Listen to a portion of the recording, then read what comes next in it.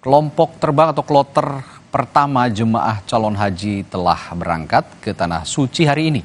Menteri Agama mengingatkan jemaah menjaga kesehatan terkait cuaca panas di Arab Saudi yang suhunya bisa mencapai 50 derajat Celcius.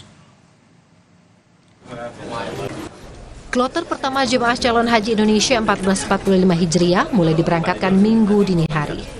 Menteri Agama Yakut Khalil Qomas melepas keberangkatan 385 jemaah dari Bandara Soekarno-Hatta, Tangerang, Banten.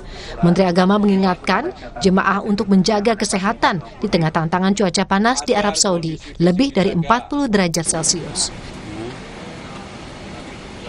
Sangat panas, saya tadi lihat temperatur 40 derajat dan ini belum puncak.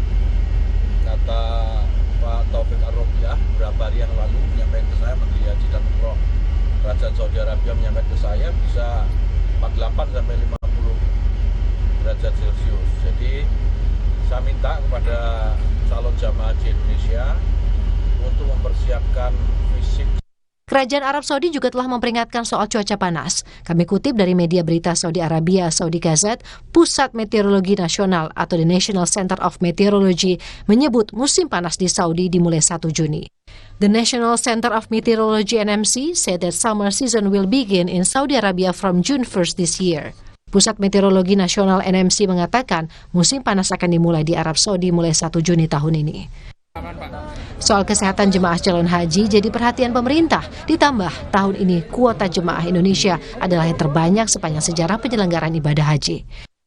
Total jemaah tahun 2024 mencapai 241.000 jemaah, terbagi atas 213.320 jemaah haji reguler dan 27.680 jemaah haji khusus. Jemaah haji Indonesia dibagi dalam 554 kloter keberangkatan dalam 2 gelombang. Gelombang pertama diberangkatkan mulai dari 12 hingga 23 Mei 2024. Gelombang kedua diberangkatkan pada 24 Mei hingga 10 Juni 2024. Sama seperti tahun 2023, penyelenggaraan haji tahun ini juga mengangkat tagline Haji Ramah Lansia.